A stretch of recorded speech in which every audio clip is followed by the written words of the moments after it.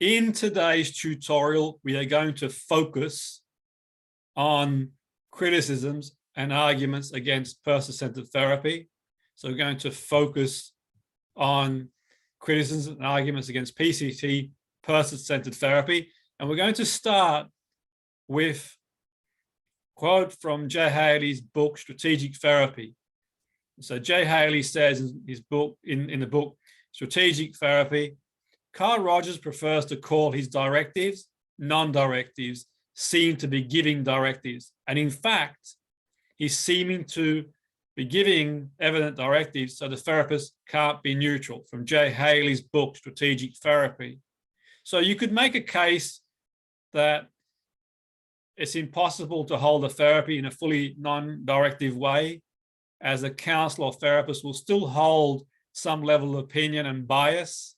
It may be a reduced amount on a spectrum, although there is always going to be some cognitive bias. Without going into the science of the way the brain works, we all have biases for good and sometimes negative reasons. So I suppose you could make a case that bias might be different depending on who you're working with too, but there will be a spectrum of bias.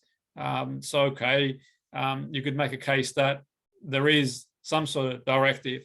Also, you could make a case that it lacks structure as well.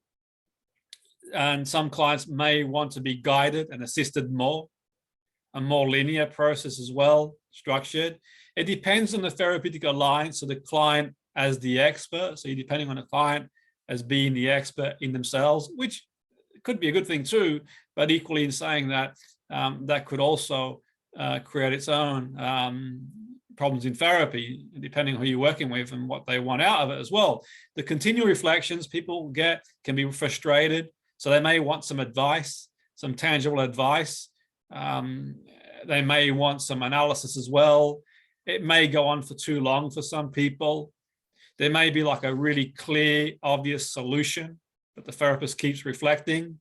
And also Rogers suggested that PCT worked for every disorder. And we know with the evolution of therapy, I mean, Rogers was groundbreaking and phenomenal. His ideas were phenomenal at the time and still are now, but equally with technology and research, we've come a long way in therapy as well. So you could make a case that perhaps does it work for every disorder? Well, I guess that wouldn't really, depends on the individual. It may sort of complement other therapies as well, but on its own, well, you can do your own research around that as well.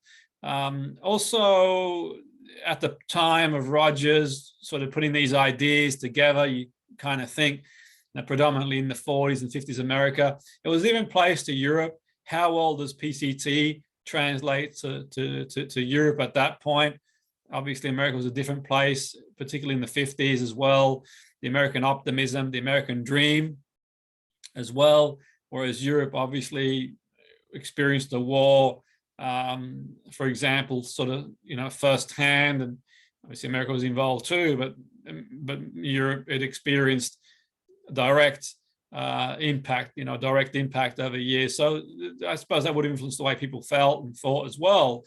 Whereas in the 50s in America, particularly in sort of leafy suburbia where Rogers grew up, it may have been a different sort of outlook on life in general in terms of self-actualization. And to the present day too, how does it lend itself to this point, to the world we are in today? Obviously, America is a different place to what it was back then. So then you had the American dream. American dreams, you have to be asleep to believe it now. Just joking, but you get the drift. It's different. So and what works for one person might not work for everybody as well, which is sort of important to know. So yeah, I'd say that there are a number of other things too you could look at too as well, and particularly the one around it works for every disorder. We know that different disorders now, through the use of technology, understand the brain more. There's different theories around different sort of disorders as well. So for example, if you've got depression, no doubt there's different pathways to depression. There's plenty of theories out there around depression. There's plenty of theories around anxiety and other disorders that from a biological point of view, from a psychological point of view, from a social point of view. So the way therapy's evolved, and you could say certain presentations, PCT may not be effective. Presentations like addiction, psychosis, trauma, the research would suggest that there are other therapies that might be more conducive to those areas. So there's no panacea for any model, by the way, but obviously we've sort of come a long way since then. The other issue is there's no clear intervention techniques. So it's unlike a linear technique. So you're not looking at the thoughts, you're not looking at the emotions as such, so you're not examining beliefs. So basically there's no sort of clear intervention other than the empathic reflection. There's no psych education. So people might like psych education and to be able to go away and do some homework. They might prefer more structure as well. And that all depends obviously on what condition is presented as well. That's not to say that the approach can't be useful adjacent to other modalities, but obviously that would be down to the skills of the practitioner. But certainly some clients might look for analysis, they might want to be challenged, they might want some advice, they might want solution-based, and they unlikely to get that with PCT. Then there's the emphasis on the core conditions.